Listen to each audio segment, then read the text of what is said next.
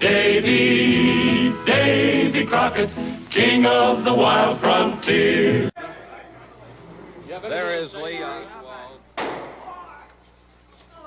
He's been shot. He's been shot. Lee Oswald has been shot.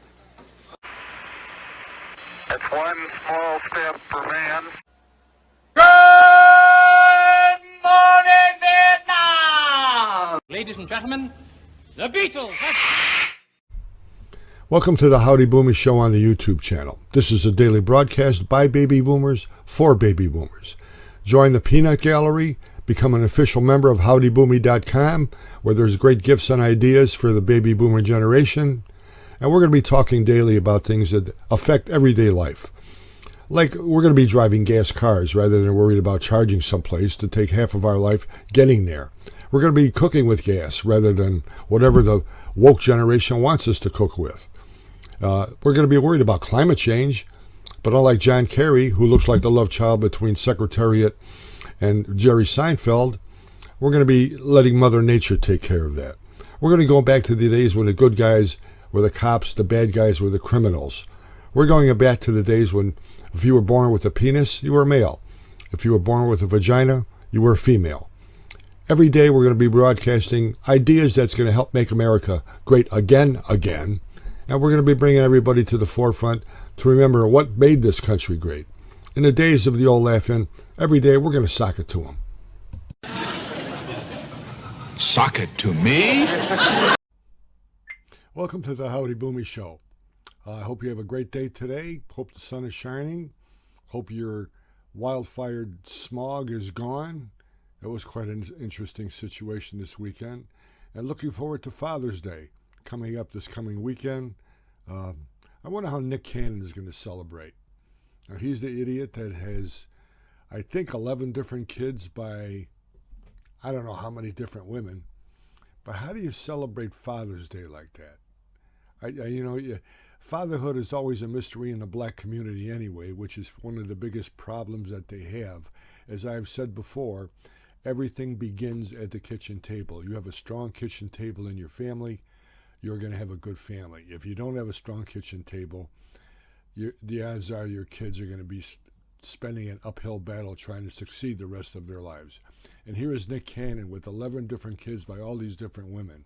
And you can't, I guess on the internet you can't call him an asshole, but basically he is a jerk.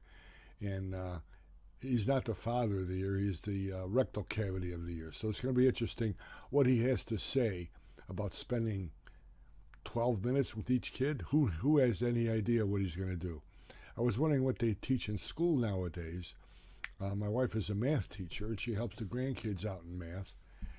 Do they still teach about Christopher Columbus coming over and discovering America? Is that taboo?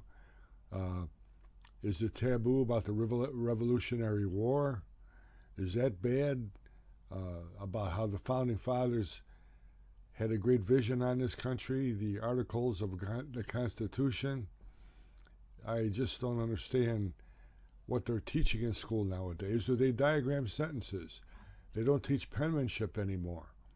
Are they competitive? Do they try to get our kids ready to compete on the world stage? Because other countries are. And I think our school system is basically a self-preservation mode for teachers to stay employed. You take a look at what happens when a school board is up for election. You take a look at the majority of people who vote, and they're teachers, and they're going to vote their own people in. And I always remember listening to a lecture in Cleveland, Ohio about teachers, and you could go to any school, go to a high school, and find a sophomore math teacher. Ask that sophomore math teacher who the best freshman math teacher is, they'll tell you. Ask an 8th grade sociology teacher who the best 6th grade sociology teacher is. They'll tell you. Teachers know who's good. Teachers know who's bad. The trouble is you can't get rid of the bad teachers because of their contracts. What the school system does is if you're bad, especially if you're in administration, they'll call you in, they'll give you a letter of resignation, and say, here, sign this, so we're going to recommend you for a job at another school. So that what they do is they shuffle the problems around. And I think solving that problem of getting rid of the bad teachers, paying the good teachers more, is a solution to the education problem and getting them ready for life. We don't want to upset little Johnny or little Jane. We don't want to say he's failing. We're not going to give grades. We're not going to keep score at a ball game. That is what's going to fail us on a world stage. Other countries are very, very competitive. I don't know where our kids stand as far as the world rankings go, but I'm sure they're not anywhere near the top. And it's the time that we took the school boards to task and to have them remember that this is our kids.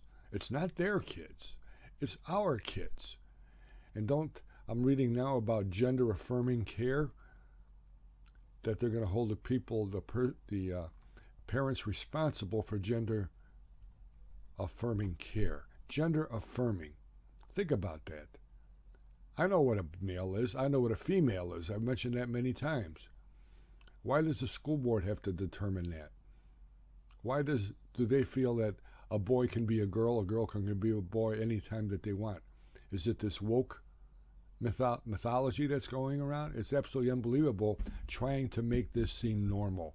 That's all what this is, trying to make the abnormal seem normal. And I think it's going to be a colossal failure. The next generation that comes up is going to have some real problems on their hands when they're teenagers, if this idiocy continues. Joe Biden had a tough time getting off the stage. Didn't know which way was up, which way was down, which way was in, which way was out. How this guy got elected, I get an idea. The press backed him. I think they're regretting that now. They're laughing. Trump gets indicted today, so they're going to be celebrating that. Of course, they found secret papers, documents in a Corvette in Joe Biden's garage. You don't hear anything about that. And it's going to be interesting to see what the defense is, what's going to come out. But it's a weaponized justice system that Joe Biden has created. Now, Joe Biden, I think, has no clue what's going on most of the time. He knows how to be vindictive. He knows how to take money. He's been on the take for 50 years. And the Justice Department is slow walking that. Why? Because somebody's getting paid. You've got Clapper, you've got Brennan with jobs at CNN. They profited on lying. And that's a sad situation. It's a very, very bad situation. That's why I said the Democrats' worst nightmare would be Republican president, whoever would be, DeSantis, Christie, the man in the moon, it doesn't matter, and have Donald Trump as Attorney General. I think it's important that we rectify, that we clean out the FBI, the CIA, our justice system, because there's no confidence in it whatsoever. Put it this way, very simply put, Hunter Biden's still a free man. In other countries, he might be executed. Who knows? But right here, he's still a free man. And he is dirty as dirt can get with that family. So it's just absolutely amazing what's happening, how targeted our justice system has become against the enemies of the Democratic Party, and especially the Biden family. I hope they rectify teaching schools. I hope a Father's Day is going to be interesting for everybody. Not as interesting as Nick Cannon. But I hope you have a great day. I hope things go well. Love your kids. Love your family. We're going to make America great again. And the one way we can do it, voting. You have to vote. Make America great again. Have a great day. I will see you tomorrow. God bless you. God bless America.